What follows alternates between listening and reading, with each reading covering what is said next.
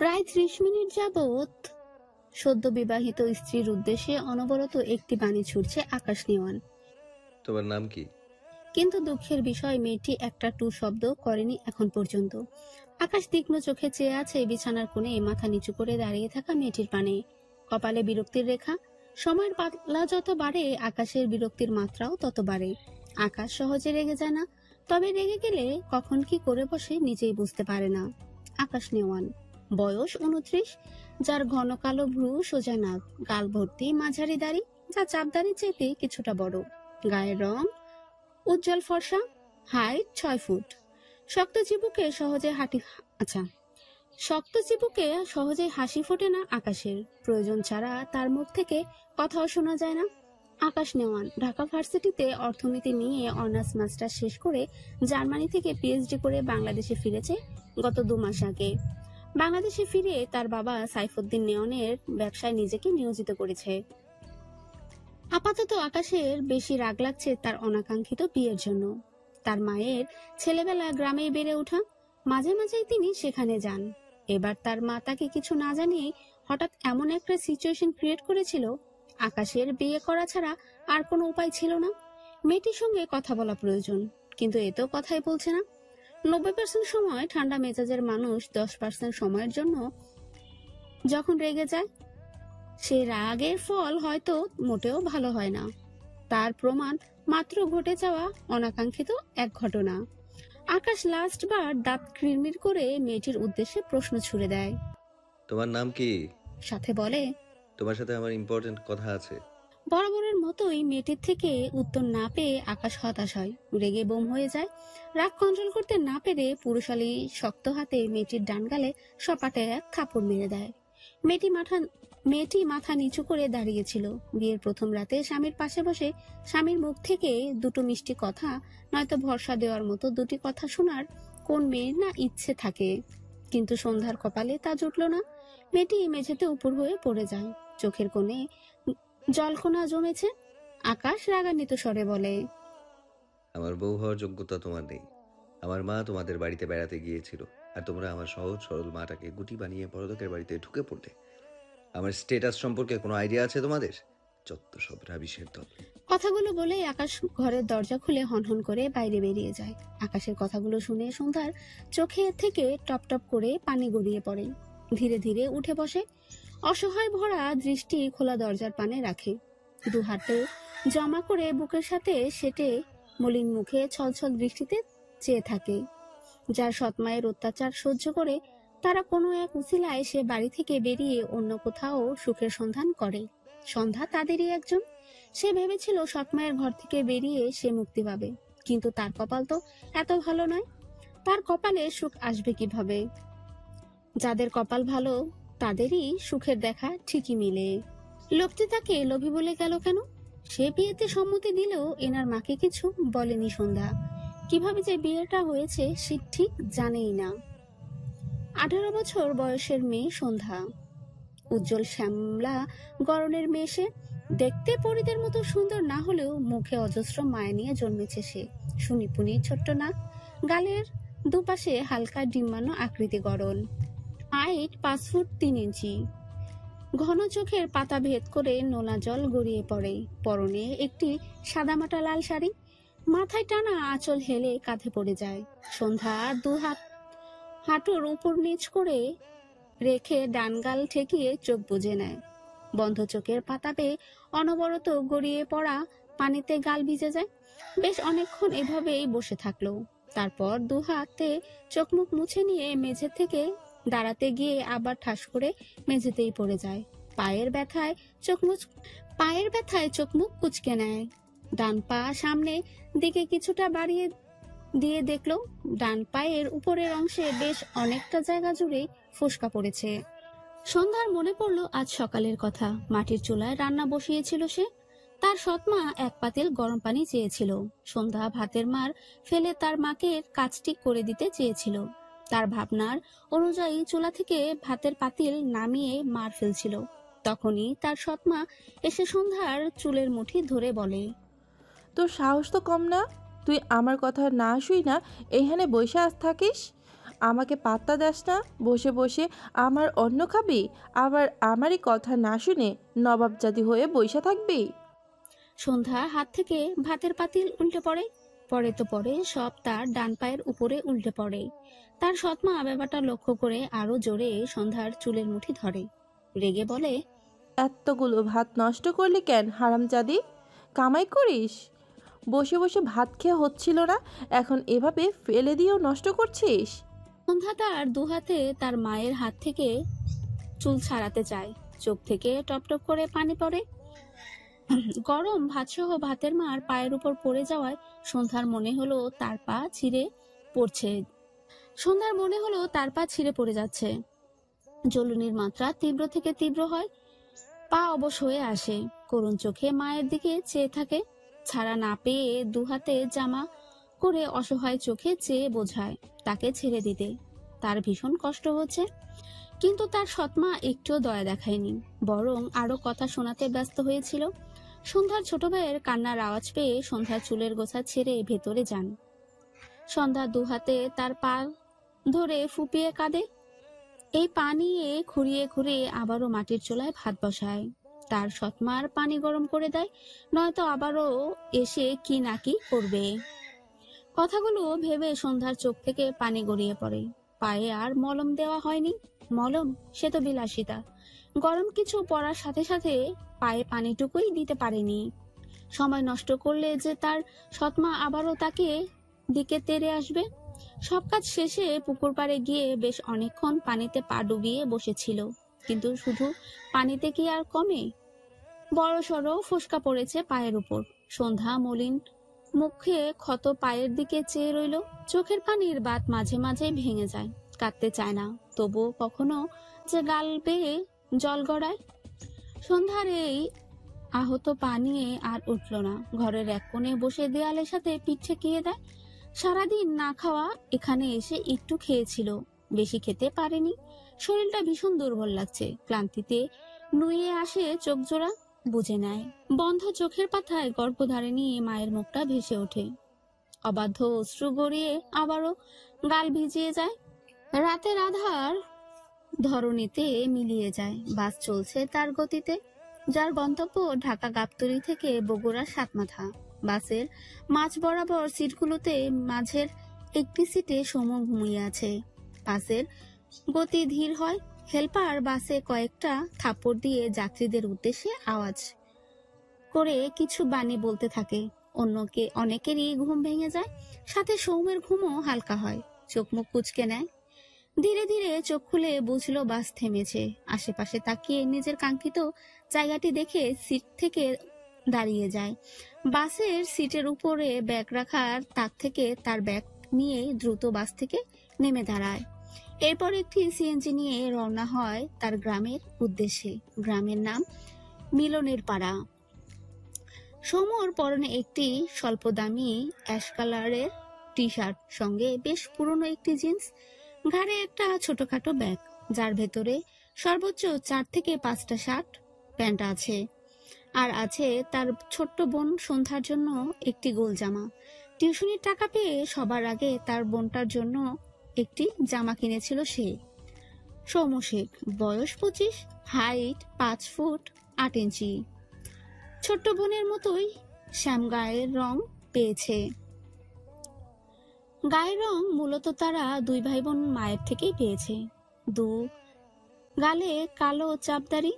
সমর ঢাকা ভার্সিটিতে accounting subject নিয়ে masters পড়ছে। একটি ছোট্ট গ্রামে সৌমর বেড়ে ওঠা। তার সাথে ছিল তার বোন সন্ধ্যা। সন্ধ্যা সৌমর চেয়ে 7 বছরের ছোট। গ্রামের ছেলে মেয়ে। বাবা দিনমজুর, অভাব অনটনে তাদের দিন কাটতো। মা দর্জি কাজ করত। তাদের সংসার চলে যেত কোনো রকমে। যখন সৌমর বয়স 17, সন্ধ্যার বয়স 10 বছর, তখনই হঠাৎ একদিন তার বাবা তাদের বাড়িতে একজন মহিলাকে আনেন। সাথে 9 বছরের একটি মেয়েও ছিল। মেয়েটি ছিল তার বাবার দ্বিতীয় স্ত্রী। তার মাকে বিয়ের পরপরই তার বাবা আরেকটি বিয়ে করেছিল, কিন্তু কাউকে জানায়নি। সৌমর মা স্বামীর এই রূপ মেনে নিতে পারেনি। 1 সপ্তাহের মাথায় ভদ্রমহিলা ঘুমের মাঝেই মারা যায়। আজ থেকে 8 বছর আগে তার মা এই দুনিয়ার মায়া ত্যাগ করে চলে গিয়েছিল। মা বেঁচে থাকলে সংসারে টাকার অভাবে তারা না খেতে পারলেও দুই ভাই বোনে মায়ের কোলে মাথা রাখতো, আর মা তাদের মাথায় হাত বুলিয়ে দিত, ভালোবাসা দিয়ে ভরিয়ে দিত। কিন্তু মা মারা যাবার পর দুই ভাই বোনই এই কঠিন দুনিয়াকে চিনেছে। সুখ কি জিনিস এটাই হয়তো ভুলে গিয়েছিল দুই ভাই বোন। তবে তারা দুজন যখন পাশাপাশি বসে তখন একটুখানি সুখ এসে তাদের কাছে ধরা দেয়। কথাগুলো ভেবে সৌম দীর্ঘশ্বাস ফেলে। তার বাবা 9 বছরের যে মেয়েকে সাথে করে এনেছিল তার বয়স এখন 17 বছর, যার নাম সকাল।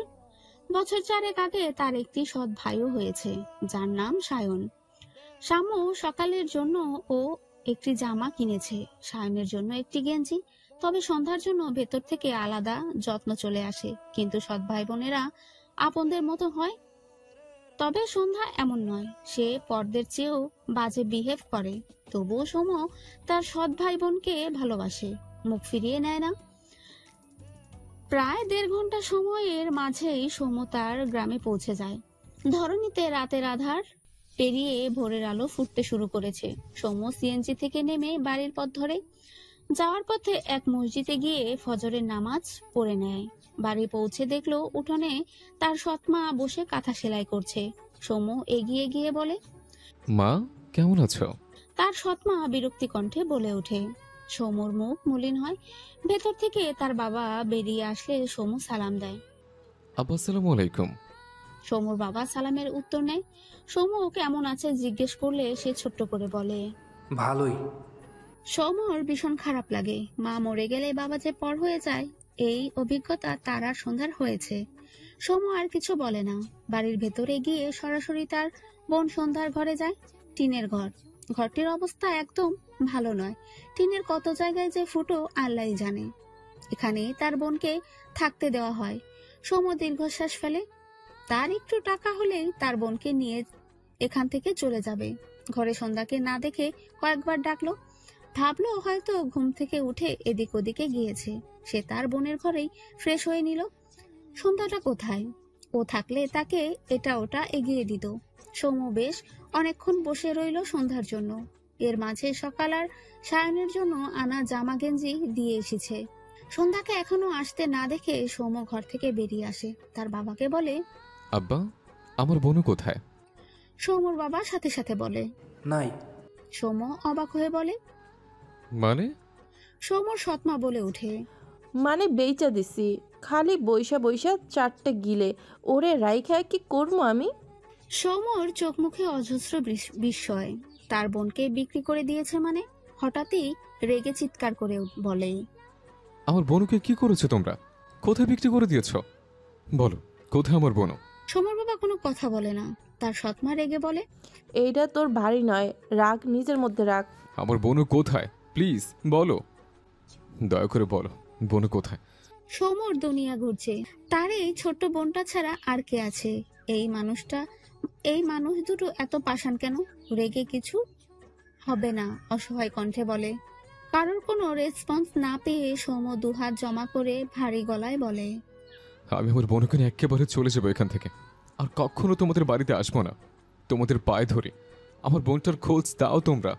ও আব্বা বলো বলো আমার বোনু কোথায়? আমরা আর আসবো না এখানে। কারোর কোনো ফিরতি উত্তর না পেয়ে সৌম সকালের সামনে গিয়ে বলে, সকাল আমার বোনু কোথায় রে? বল না সকাল। সকাল রাগ দেখিয়ে বলে, আমি কিভাবে জানবো? কথাটা বলে বাড়ির ভেতরে চলে যায়। সৌম ছোট্ট সায়নের সামনে হাঁটু মুড়ে বসে বলে, ভাই তুই জানিস আমার বোনু কোথায়? ছোট্ট সায়ন আধো আধো স্বরে বলে। সায়নের মা সায়নকে চট করে কোলে নিয়ে বকতে বকতে বাড়ির ভিতরে নিয়ে যায়। সৌমর মাথায় আকাশ ভেঙে পড়ে। বিয়ে হয়ে গেছে। তার বোনকে কোথায় বিয়ে দিয়েছে? কোনো ভালো ঘরে যে বিয়ে দেবে না সৌম জানে। তার বোনকে এক নরক থেকে আবার কোন নরকে পাঠালো। সৌমর নিজেকে এত অসহায় লাগছে। আচ্ছা, সৌমর নিজেকে এত অসহায় লাগেনি কখনো। সকাল সকাল আসমানি নেওয়ান তার ঘর থেকে বেরিয়ে আসে। ছেলের ঘরের দিকে নজর পড়ে দেখে ঘরের দরজা একদম পুরোপুরি খোলা। ভদ্রমহিলা এগিয়ে গিয়ে ঘরের ভেতরে নজর করে দেখে সন্ধ্যা বেডের পাশে দেয়ালে পিঠ ঠেকিয়ে ঘুমিয়ে আছে। আসমানি নেওয়ান বিস্ময়ে চোখে তাকায়। দ্রুত ঘরের ভেতরে এসে আশেপাশে তাকিয়ে ছেলে আকাশকে খুঁজলে পায় না। এগিয়ে গিয়ে সন্ধ্যার পাশে বসে। মেয়েটির ঘাড় ডান দিকে হেলে আছে। আসমানি নেওয়ান সন্ধ্যার গালে হাত দেয়। সন্ধ্যার ঘুম হালকা হয়, পিটপিট করে চোখ মেলে তাকায়। আসমানি নেওয়ানকে দেখে সন্ধ্যা দ্রুত সোজা হয়ে বসে। আসমানি নেওয়ান সন্ধ্যার ডালকালে নজর পড়লে অবাক হয়। মেয়েটির অনেক বেশি ফর্সা না হলেও উজ্জ্বল শ্যামলা, গালের দাগ আবছা বুঝতে পারলেন তিনি। অবাক হয় সন্ধ্যার মুখের দিকে তাকালে সন্ধ্যা জোরপূর্বক একটু হাসলো।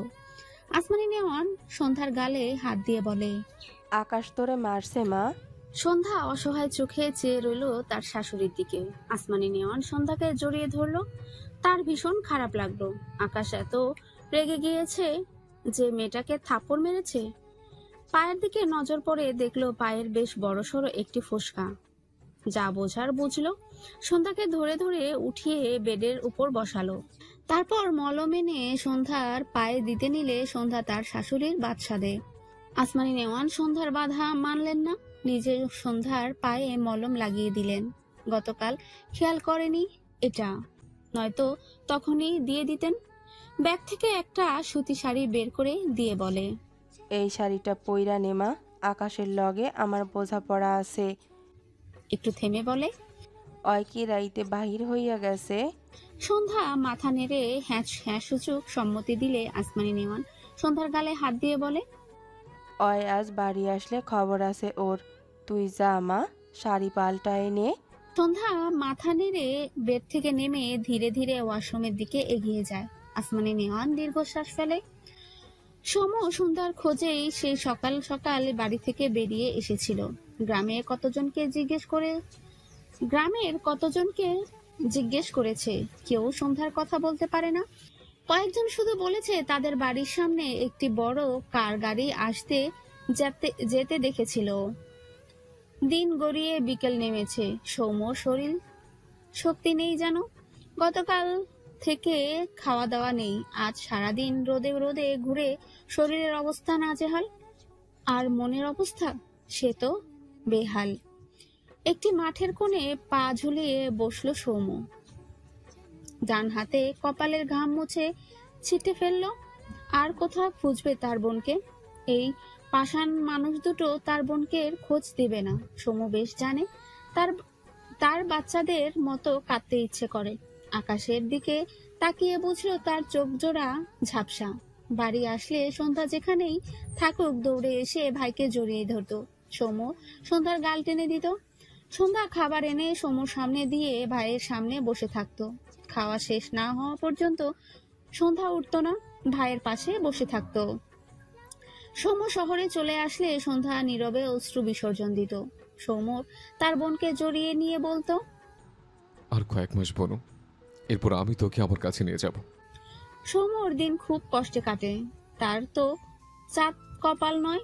লাস্ট কবে বাড়ি থেকে 2 টাকা নিয়েছে তার মনে পড়ে না। টিউশনি করে করে ঢাকা শহরে নিজের খরচ চালায়।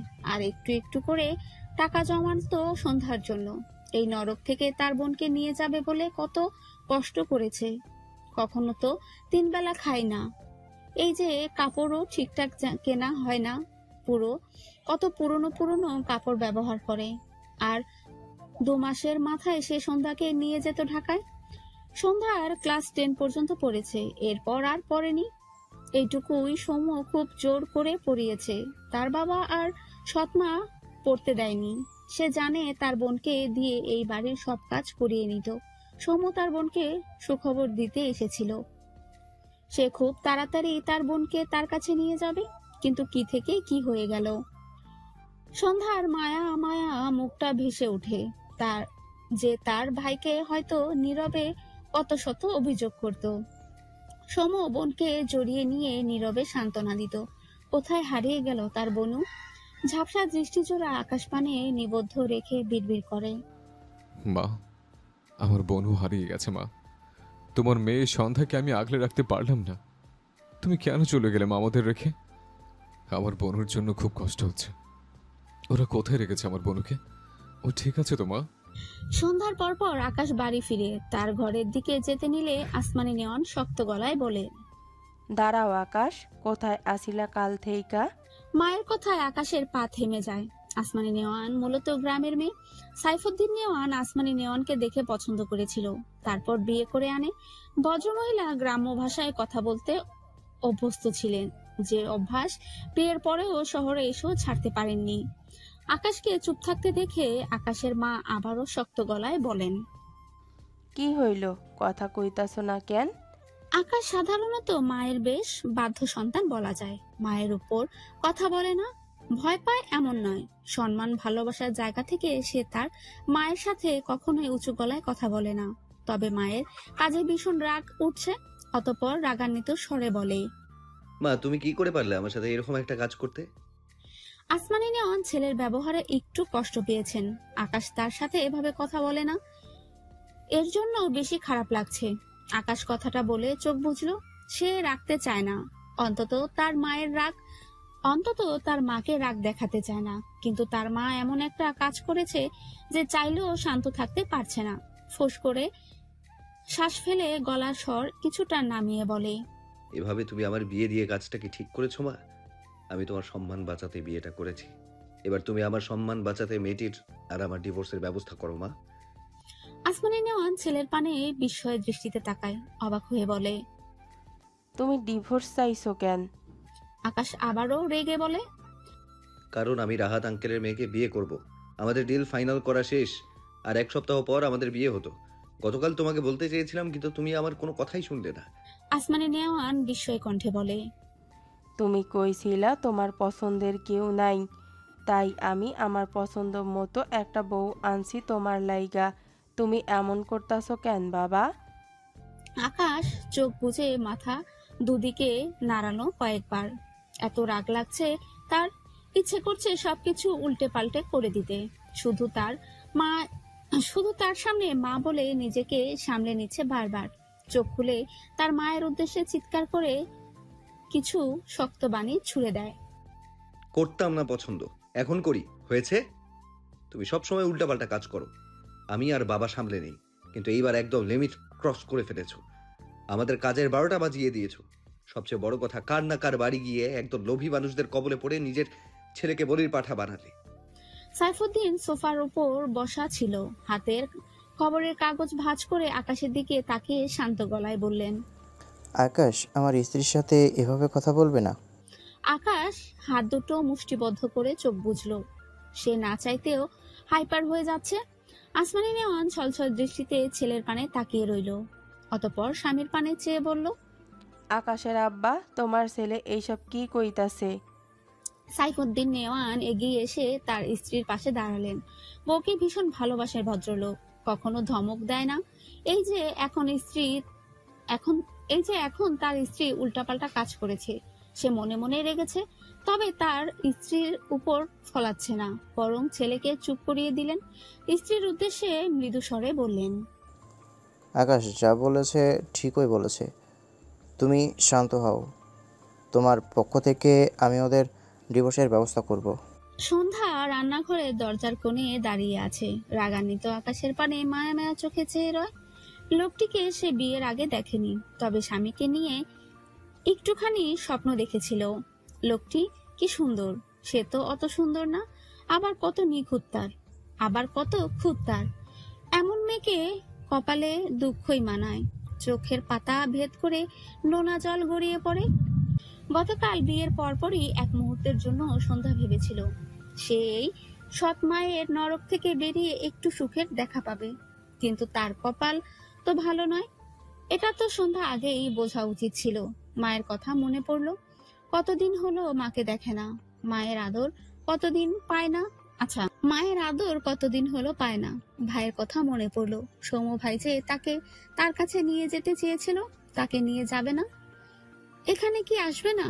সৌম্য ভাই তো জানে না তার বিয়ের কথা, এখানে কি আসবে তার ভাই? সন্ধ্যার চোখ থেকে টপ টপ করে পানি গড়িয়ে পড়ে। খুব করে ভাইকে ডাকছে, আপন বলতে তার একটা ভালোবাসার ভাই ছাড়া আর কেউ নেই তার। আসমানি নেওয়ান তার স্বামীর কথায় দ্বিগুণ অবাক হলেন। কি করবেন, কি বলবেন বুঝতে পারলেন না। আকাশের দিকে তাকিয়ে রেগে বললেন, তুমি ওরে মারছিলা কেন? আকাশ বিরক্ত হয়, সে ভেবেছিল যা হওয়ার হয়েছে, মেয়েটির সাথে ঠান্ডা মাথায় কথা বলে সব মিটমাট করবে, কিন্তু সে ওই মেয়ের মুখ থেকে একটা শব্দ বের করতে পারেনি। তার মায়ের উদ্দেশ্যে দাঁতে দাঁত চেপে বললেন, এরকম বেয়াদব মেয়ে কোথা থেকে তুলে এনেছো? একে তো লোভী, সাথে আদবের ছিটে ফোঁটা নেই ওর মাঝে। কথাটা শেষ করতে না করতে আসমানি নেওয়ান এগিয়ে গিয়ে আকাশের গালে গায়ের জোরে একটা থাপ্পড় মেরে দেয়। আকাশের মুখ বাম দিকে হেরে যায়। সাইফুদ্দিন নেওয়ান অবাক হয়ে ডাকে, আসমানি। আকাশ চোখ দুটো বুজে দুহাত মুষ্টিবদ্ধ করে নিয়েছে। রাগে মাথা থেকে পা পর্যন্ত জ্বলছে। চোখ খুলে সামনে তাকালে সন্ধ্যার চোখে পড়লো। সে রান্নাঘরের কোণে দাঁড়ানো, চোখে চোখ পড়লে সন্ধ্যা তার ভেজা চোখ জোড়া মেঝেতে নামিয়ে নেয়। আকাশ শক্ত চোখে তাকায় সন্ধ্যার দিকে। এই মেয়ের জন্য সে আজ জীবনের প্রথম মায়ের হাতে থাপ্পড় খেয়েছে। ইচ্ছে করছে এই একটা থাপ্পড়ের বদলে ওই মেয়েটাকে জাস্ট খুন করে ফেলতে। মাকে তো কিছু বলবে না। রেগে মেগে তার আশেপাশে যতগুলো ফুলদানি ছিল সবগুলো গায়ের জোরে ছুঁড়ে ফেলে, চিৎকার করে বলে, বাবা, তোমার স্ত্রী কাজটা একদম ঠিক করেনি।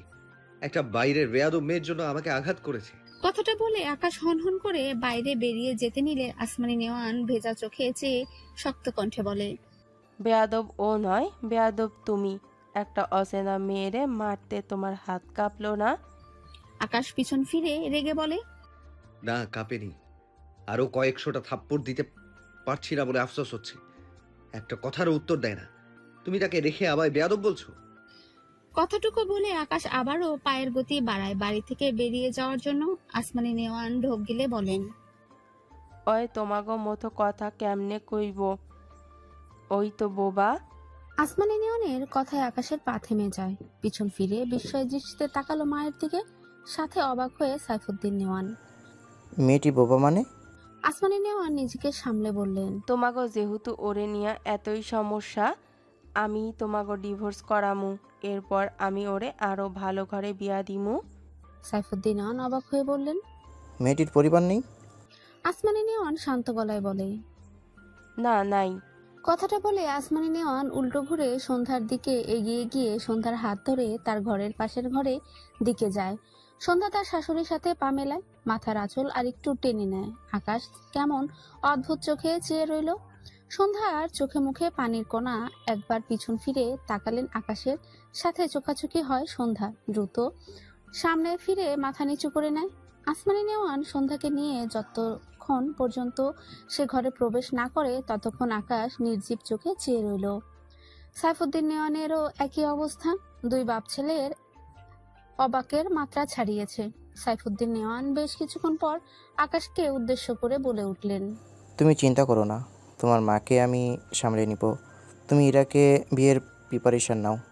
আকাশ কিছু বলল না। সাইফুদ্দিন নেওয়ান ছেলের নীরবতায় অবাক হয়ে বললেন, আমি কি বলেছি বুঝেছো?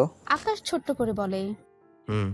কথাটা বলে আকাশ তার ঘরে যাওয়ার জন্য সিঁড়ি বেয়ে উপরে উঠতে থাকে। সাইফুদ্দিন নেওয়ান পকেট থেকে ফোন বের করে কাউকে কল করে। আমার ছেলের বউ হইবি না? আসমানি নেওয়ান মেয়েটির মন খারাপ দেখে ভ্রু কুঁচকে বলল, কি হইল? মন খারাপ কইরা নিলি কেন? মেয়েটির হাত দিয়ে ইশারা করে কিছু বোঝালো, যার অর্থ, আমি তো তোমাদের মতো কথা বলতে পারি না। আমারই তোমার ছেলে বিয়া করব? আসমানি নেওয়ান মৃদু হেসে মেয়েটির থুতনিতে হাত রেখে বললেন, আমার সানা আমারে খুব ভালোবাসে, আমার কথা ফালানোর সাহস নাই তার। মেয়েটি আবারও হাতের ইশারায় বোঝালো। ভালোবাসবি না তো আমারে? আসমানি নেওয়ান হেসে বললেন, আমার জান্নাতরে ভালো না বেশি কি কইরা থাকে আমিও দেইখালমু। মেয়েটির মুখে হাসি ফুটলো। আসমানি নেওয়ানকে দুহাতে জড়িয়ে ধরে লজ্জা মাখা হাসি হাসলো। কয়েকদিন আগে একটি ঘটনা মনে করে সন্ধ্যা মলিন হাসলো। আসমানি নেওয়ানকে বেশি দিন হলো চেনে না। তার গ্রামে মাঝে মাঝে দেখা হতো, আর ভদ্রমহিলা তার সাথে অনেক কথা বলতো। সন্ধ্যার ইশারায় বললে আসমানি নেওয়ানও সব বুঝে যেত। প্রায় 2 মাস আগে দেখা হলে তার ছেলের সাথে বিয়ের কথা বলে। সন্ধ্যা প্রথম বিব্রত বোধ করলেও ধীরে ধীরে আসমানি নেওয়ানের কথায় সন্ধ্যা বেশ প্রভাবিত হয়। আকাশকে না দেখেও ভাবতো আসমানি নেওয়ানের ছেলে তার স্বামী হবে।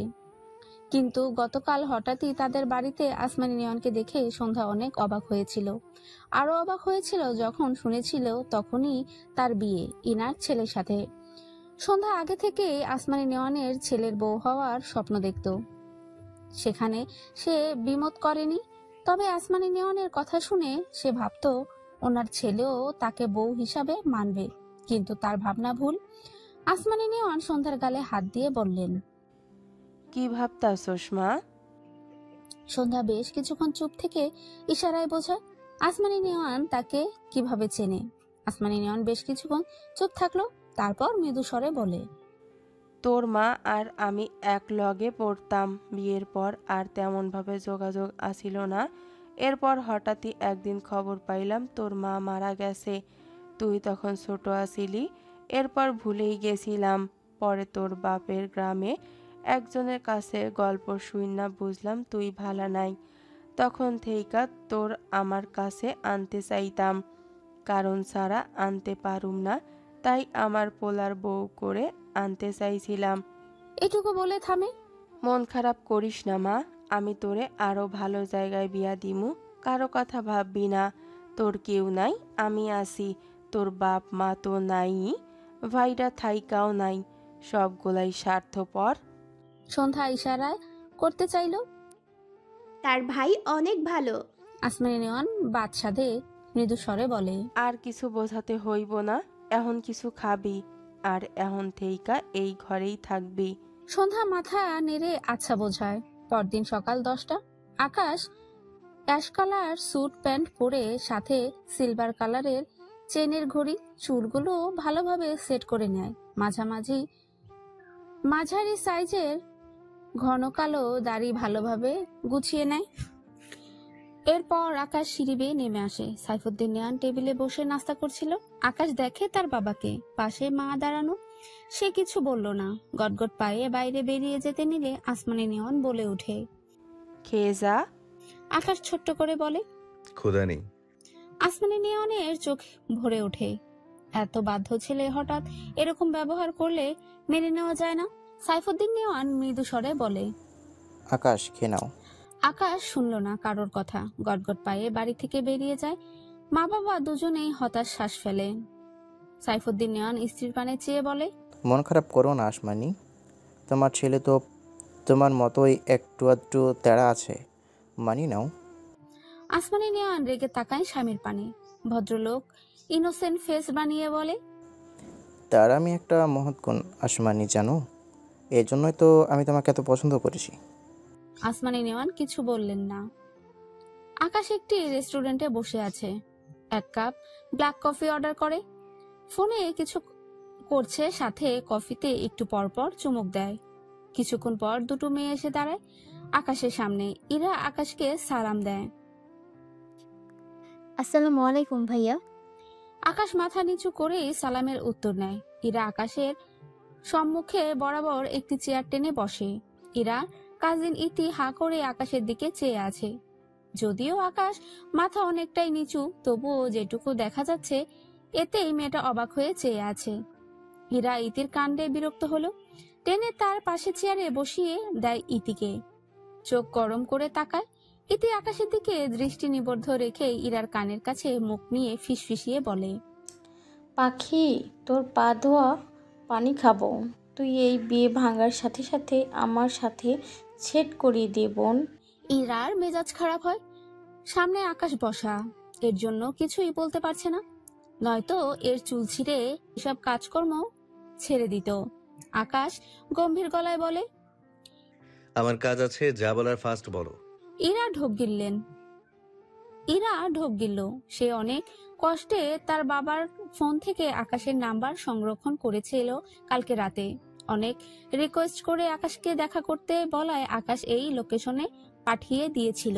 ইরা ভয়ে ভয়ে বলে, ভাইয়া, আমি আপনাকে বিয়ে করতে চাই না। আকাশের দৃষ্টি ফোনে নিবদ্ধ।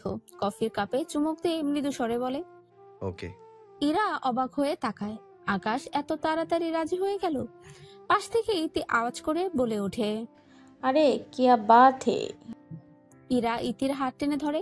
আকাশ বিরক্ত চোখে তাকায় ইরার পানে, বিড়বিড় করে, রাবিশ। কথাটা বলে আবারও ফোনে মগ্ন হয়। ইরা প্রচুর বিরক্ত হয় ইতির কাণ্ডে। নিজেকে সামলে আকাশের উদ্দেশ্যে বলে, ভাইয়া আমাদের বিয়েটা কি তাহলে হচ্ছে না?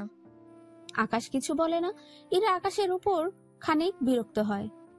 ঠিক করে কথাও বলে না। কি অদ্ভুত আবার। ভালো অপরিচিত এক ছেলে যেটুকু বলেছে এটাই অনেক।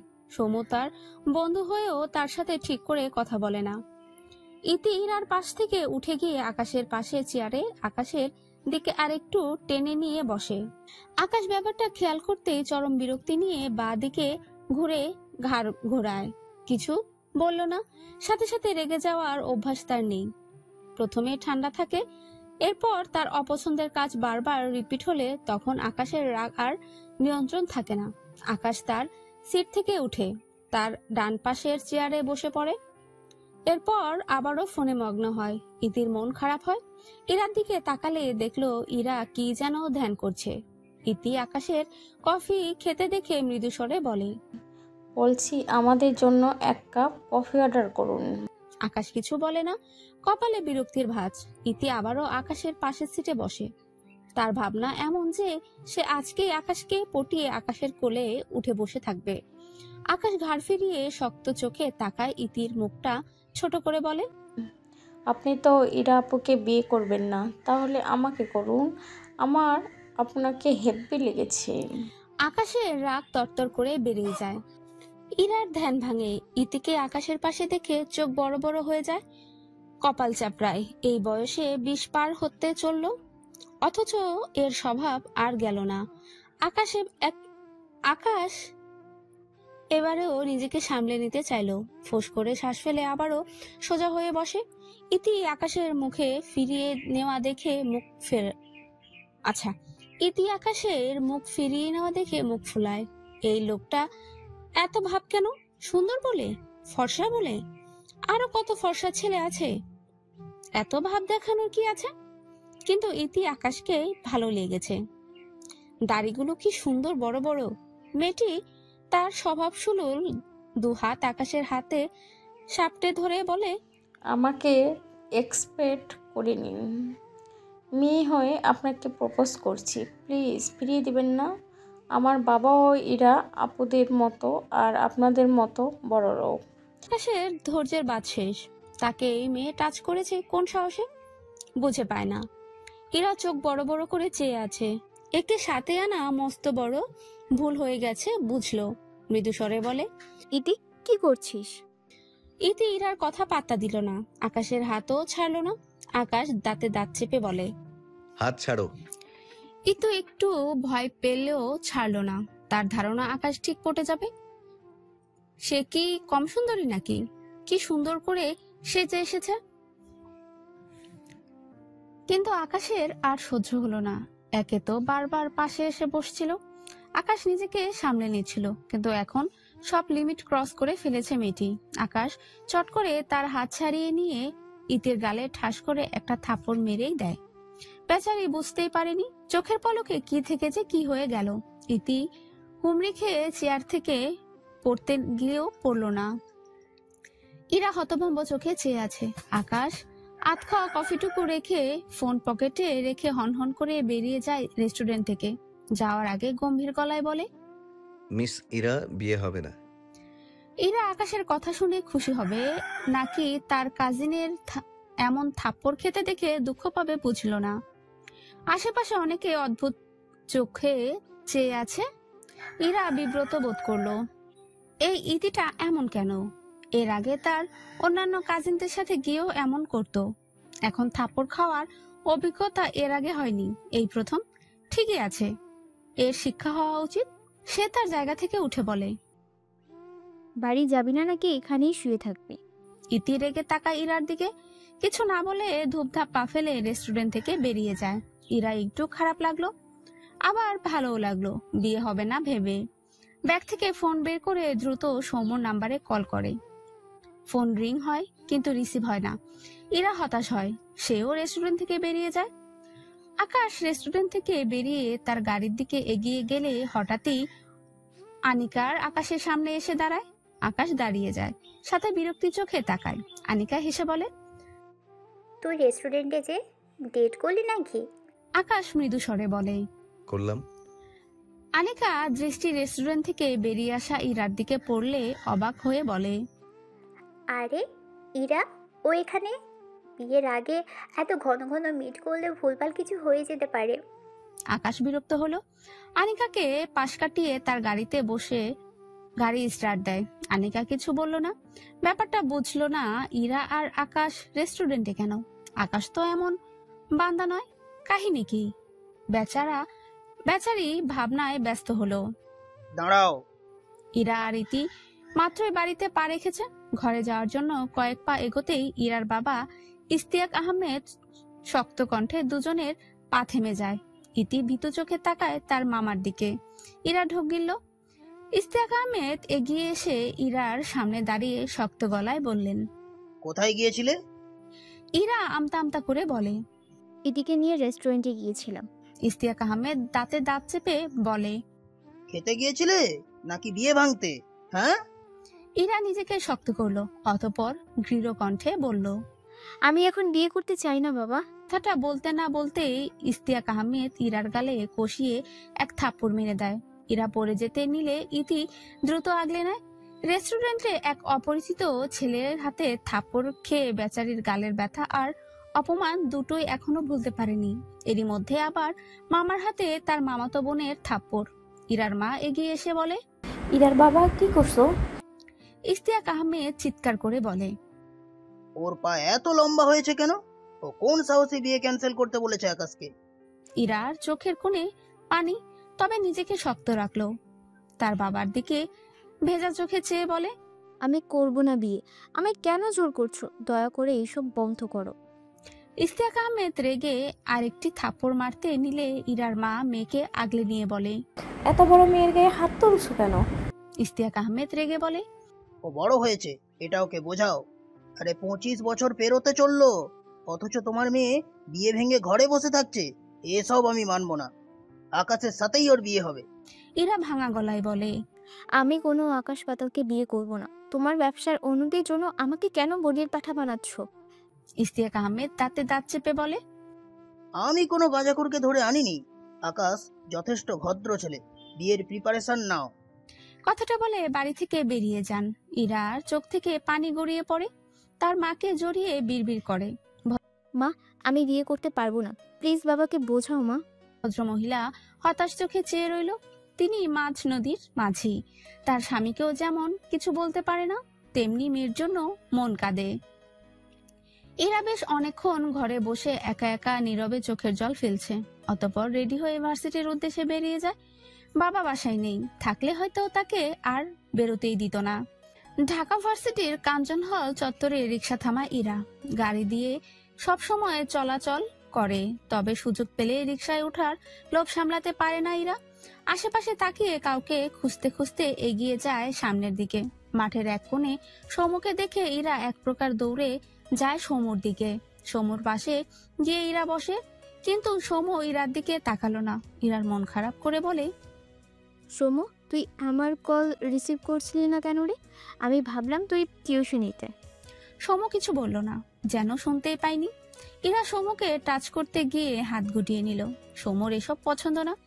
আগের চেয়ে আরেকটু জোরে বলল, সোমু, তোর কি কিছু হয়েছে? সমু হঠাৎই ঝাঁকিয়ে উঠে। ইরা অবাক হয়ে বলে, সোমু, আমি। সমু ইরাকে একবার দেখে চোখ সরিয়ে নিতে গিয়েও আবারও তাকালো। আবার 1 সেকেন্ডের মাঝে চোখ সরিয়ে নিল। দীর্ঘশ্বাস ফেলে। ফর্সা গালে 5 আঙ্গুলের দাগ স্পষ্ট। সমু মাথা নিচু করে গম্ভীর স্বরে বলে, কে মেরেছে তোকে? ইরা ছোট্ট করে বলে, বাবা। সমু তাকালো না ইরার দিকে। সে জানে ইরা কেন তার বাবার হাতে মার খেয়েছে। এটা নতুন নয়। সমু আজ সকালে গ্রাম থেকে শহরে এসেছে। ভালো লাগছে না কিছু। বোনটার জন্য মন খারাপ। কোথায় আছে কে জানে, কেমনই বা আছে। ইরা আবারও বলে, সোমু, তোর কি হয়েছে? তুই কি কিছু নিয়ে চিন্তিত? সমু ইরার দিকে একবার তাকালো, তারপর বসা থেকে দাঁড়িয়ে যায়। ইরার চোখের কোণে পানি। সমু জানে এই জমানো পানির পেছনের কারণ। মেয়েটি যথাসাধ্য নিজেকে সামলাতে চায়, কিন্তু পারে না হয়তো। উল্টো দিকে এগিয়ে যেতে নিলে ইরা দ্রুত সমুর হাত ধরে বলে, তোর কি হয়েছে সৌম্য? আমাকে বললে কি হয়? সৌম্য দ্রুত পিছন ফিরে অবাক হয়ে তাকায়, ঢোক গিলে নিজেকে সামলায়, অতঃপর শক্ত গলায় বলে, হাত ছাড় ইরা। ইরা সাথে সাথে সৌম্যর হাত ছেড়ে দেয়, মাথা নিচু করে বলে, সরি। সৌম্য উল্টো ঘুরে এগিয়ে যেতে যেতে বলে, আমার জন্য ভাবনার রীতি টেনে নেই ইরা, তোর বিয়ের বয়স পেরিয়ে যাচ্ছে। ইরা ছলছল দৃষ্টিতে সৌম্যর গমন পথে চেয়ে রইল, বিড়বিড় করে বলে, তোর জন্য ভাবনার সূচনার পথটা জানতাম, কিন্তু ভাবনার ইতি ঘটনার পথ তো জানি না সৌম্য। আকাশ অফিস শেষে বাড়ি ফেরার পথে আনিকার সাথে আবারও দেখা হয়। আনিকা আকাশের গাড়িতে উঠে আকাশের বাড়িতে আসে। অনেকদিন হলো সে আকাশের মায়ের সাথে দেখা হয় না, সেজন্যই মূলত আসা। এখন আকাশদের বাড়ির দরজার সামনে আকাশের পাশে দাঁড়িয়ে আছে অনিকা। আনিকা নিজেকে বেশ কয়েকবার বেল চাপলো। আকাশ চুপচাপ পাশে দাঁড়িয়ে আছে। কিছুক্ষণের মাঝে ওপাশ থেকে দরজা খুলে দেয় সন্ধ্যা। সন্ধ্যাকে দেখে আনিকা ভ্রু তাকায়, মেয়েটিকে ঠিক চিনল না। সন্ধ্যা একবার আনিকার দিকে তাকায়, আরেকবার আকাশের দিকে। আকাশ গম্ভীর চোখে চেয়ে আছে সন্ধ্যার পানে। সন্ধ্যা ডান দিকে সরে দাঁড়িয়ে দুজনকে সাইড দিয়ে মাথা নিচু করে দাঁড়ায়। সন্ধ্যার মন খারাপ হলো।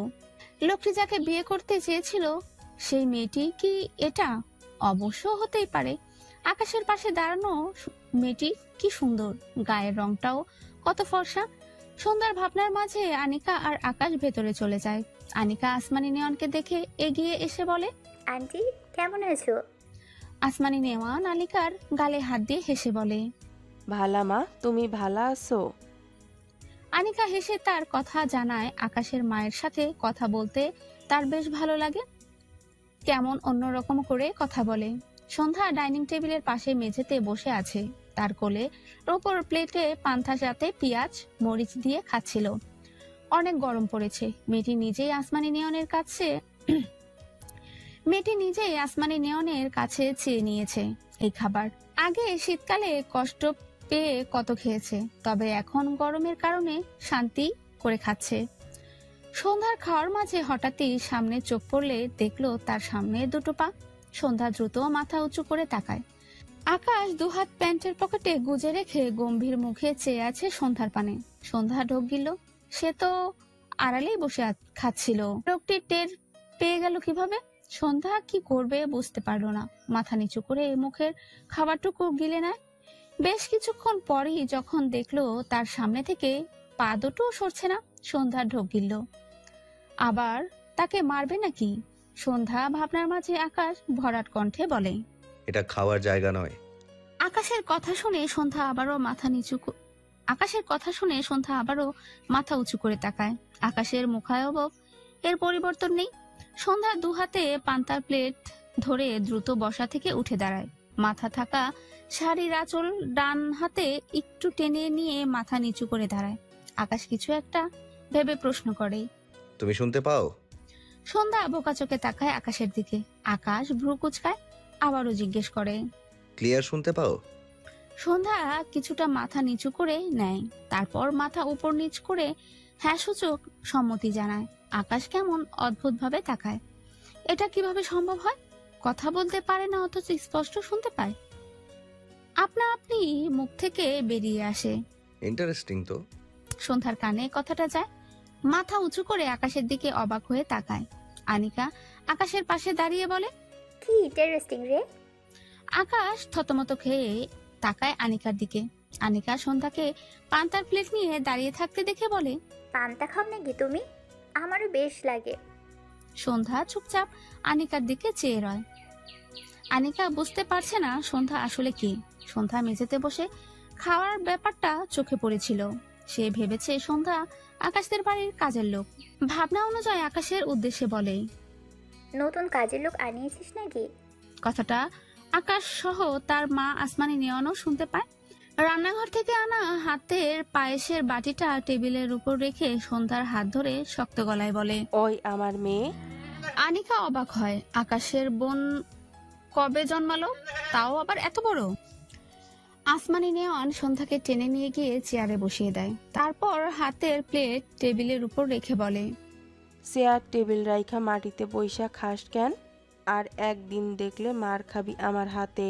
সন্ধ্যা মন খারাপ করে বোঝায় আর মাটিতে বসবে না। আসমানি নেওয়ান আনিকার উদ্দেশ্যে বলে, তুমিও আসো মা, বৈশা খাও। আনিকা সন্ধ্যার দিকে চেয়েছিল। আসমানি নেওয়ানের কথা এগিয়ে গিয়ে সন্ধ্যার পাশে বসলো। মেয়েটিকে এটা নিয়ে তার মনে বেশ কৌতূহল জন্মেছে। আসমানি নেওয়ান রান্নাঘরের দিকে গেলে আনিকা সন্ধ্যার উদ্দেশ্যে বলে, তোমার নাম কি? সন্ধ্যা মাথা উঁচু করে নীরবে চেয়ে আছে আনিকার দিকে। আনিকা সন্ধ্যার থেকে কোনো রেসপন্স না পেলে আরো বেশ কয়েকবার নাম জিজ্ঞেস করে, কিন্তু সন্ধ্যা থেকে কোনো উত্তর না পেয়ে বেচারি হতাশ হয়। এরই মধ্যে আসমানি নেওয়ান রান্নাঘর থেকে এসে আনিকাকে সন্ধ্যার নাম জিজ্ঞেস করছে শুনতে পেয়ে বলে ওঠে, ওর নাম সন্ধ্যা, ওই কথা কইতে পারে না। কথাটা শুনে আনিকা বিস্ময় দৃষ্টিতে তাকায় সন্ধ্যার দিকে। সন্ধ্যা আনিকার দিকে চেয়েছিল। আনিকা মৃদু স্বরে বলে, সরি, আমি আসলে বুঝতে পারিনি। সন্ধ্যা মাথা নেড়ে মৃদু হাসলো। সামনে তাকালে দেখলো আকাশ তার দিকে চেয়ে আছে। সন্ধ্যা বিব্রত লাগে, মাথা নিচু করে বাকি খাবারটুকু খেতে ব্যস্ত হয়। আসমানি নেওয়ান আকাশের দিকে তাকিয়ে বলে, আকাশ, একবার আমার ঘরে আইসো তো। আকাশ মৃদু স্বরে বলে, আচ্ছা। আকাশ মূলত সন্ধ্যাকে সেদিনের থাপ্পড় মারার জন্য ভীষণ অনুতপ্ত বলা যায়। ব্যাপারটা ভাবতেই কেমন যেন বিরক্ত হয় নিজের উপর। মেয়েটির কথা বলতে পারে না, তার উপর সে মেরেছে, এই ব্যাপারটা সে নিজেই মানতে পারে না। প্রয়োজন পড়লে সে বেহিসাবি থাপ্পড় সহ আরো বহু শাস্তি দিতে জানে, যেমনটা আজ রেস্টুরেন্টের মেয়েটিকে থাপ্পড় মেরেছে। তবে সে এর জন্য বিন্দু মাত্র অনুতপ্ত নয়। কিন্তু সন্ধ্যার ব্যাপারটায় তার ভীষণ গিল্টি ফিল হচ্ছে। এখন উপায় কি? সরি বলে দেওয়া? কথাটা ভাবতেই কেমন একটা তিতকুটে অনুভূতি হলো। আপনা আপনি ভেতর থেকে চলে এলো, অসম্ভব। এমন শব্দ সে উচ্চারণ করবে? একদমই সম্ভব না। সন্ধ্যা তার খাওয়া শেষ, হাতে প্লেট নিয়ে রান্নাঘরের দিকে যায়। আনিকা সন্ধ্যাকে দেখছে আর একটু একটু করে পায়েস খাচ্ছে। পায়েস তার বেশ পছন্দ, কিন্তু সে মনোযোগ দিয়ে খেতে পারছে না। আকাশের মা নিজের মেয়ে বলে পরিচয় দিলেও মেয়েটিকে, বেচারি এই ভাবনায় ব্যস্ত। আনিকা চেয়ার থেকে উঠে আকাশের সামনে দাঁড়িয়ে কৌতূহলী হয়ে প্রশ্ন করে, ওই মেয়েটা তোদের কি হয়? আকাশ বিরক্ত চোখে তাকায় আনিকাকে পাশ কাটিয়ে তার মায়ের ঘরের দিকে যেতে নিলে আনিকা আকাশের হাত টেনে ধরে বলে, আরে বলে যা, এত কৌতূহল নিয়ে থাকতে পারি না। আকাশ রেগে তাকায় আনিকার দিকে, দাঁতে দাঁত চেপে বলে, অসম্ভব। থাপ্পড় খাবি, হাত ছাড়। আনিকা কিছু বলতে গিয়েও দেখলো তার সামনে সন্ধ্যা দাঁড়িয়ে, তাদের দিকে কিভাবে যেন তাকিয়ে আছে। সন্ধ্যার দৃষ্টি অনুসরণ করে তাকালে দেখলো সন্ধ্যা তার হাত আকাশকে ধরা হাতের দিকে চেয়ে আছে। আনিকা ভ্রু কোঁচকায়। আকাশ ঝাড়া মেরে তার হাত ছাড়িয়ে নেয়, চিবিয়ে চিবিয়ে বলে, মুড ভালো আছে তাই বেঁচে গেলি। কথাটা বলে উল্টো ঘুরে সন্ধ্যাকে দেখে ভ্রু কুচকে তাকায়, কিছু বলল না।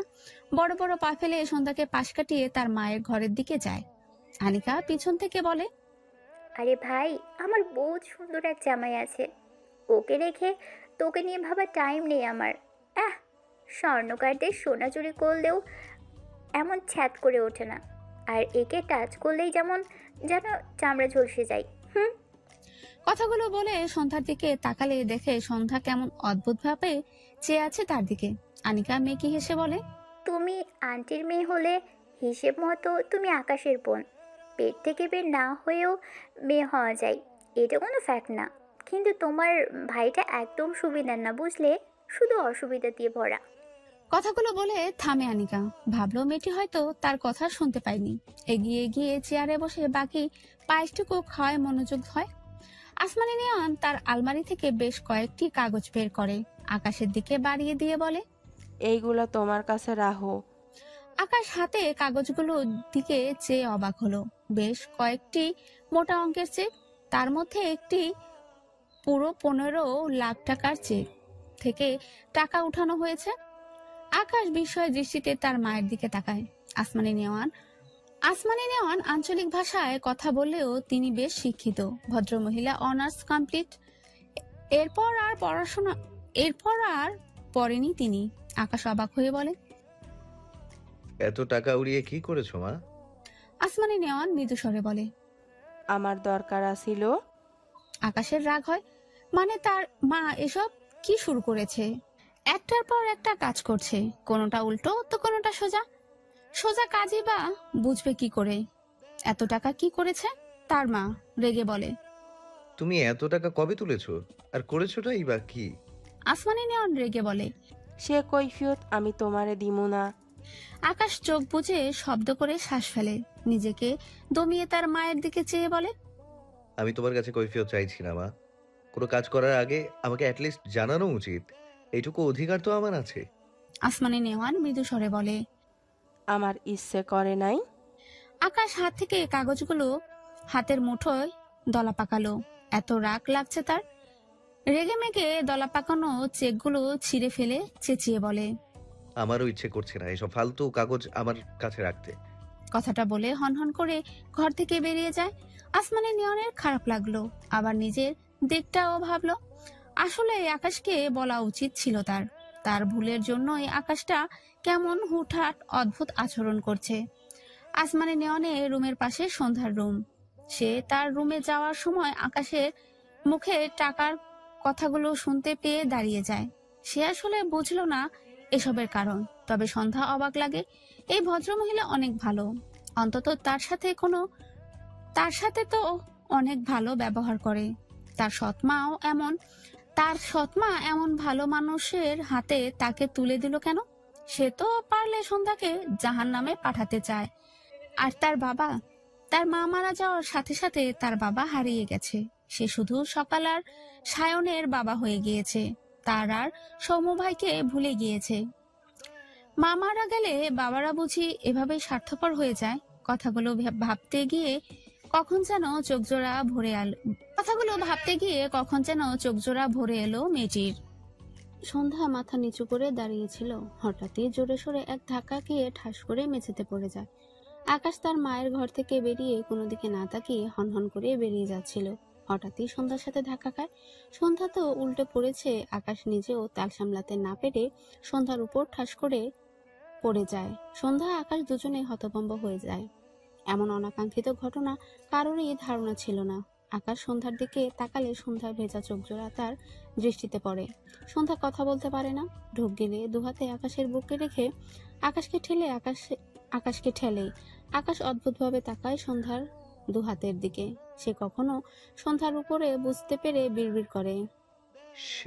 অতঃপর ধরপড় করে উঠে দাঁড়ায় সন্ধ্যার উপর থেকে। সন্ধ্যা স্বস্তির নিঃশ্বাস ফেলে।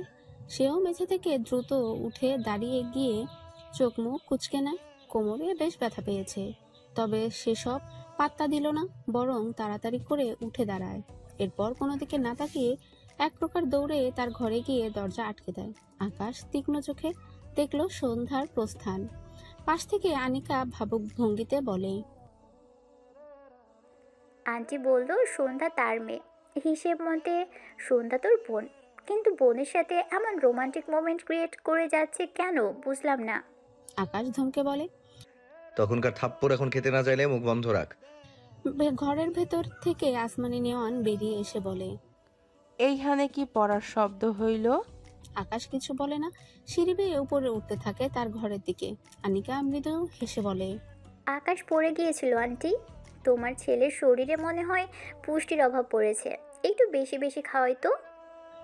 আসমানি নেওয়ান হাসলো। তিনি ভাবলেন আনিকা মজা করছে। আনিকার বাবা আর আকাশের বাবা বিজনেস পার্টনার, তবে আকাশ আর আনিকার বন্ধুত্ব তাদের বাবার জন্য নয়, বরং কলেজ লাইফ থেকে আকাশ আর আনিকার বন্ধুত্ব তাদের বাবার জন্য নয়, বরং কলেজ লাইফে থেকে আকাশ আর আনিকা তাদের আরো দুজনের একটি ফ্রেন্ড সার্কেল ছিল। তখন থেকেই সবাই বেশ ভালোই ফ্রেন্ড। বাকি দুজনের খোঁজ পাওয়া যায় না। আনিকা আর আকাশেরই বাড়িতে একটু একটু আসা যাওয়া হয়। সন্ধ্যা পেরিয়েছে, প্রকৃতিতে হালকা দিনের আলো এখন বিদ্যমান। ইরা কাঞ্চন হলের সামনে বসে আছে, দুহাঁটু ভাঁজ করে তার উপর চিবুক ঠেকিয়ে মুখ মলিন চেয়ে আছে।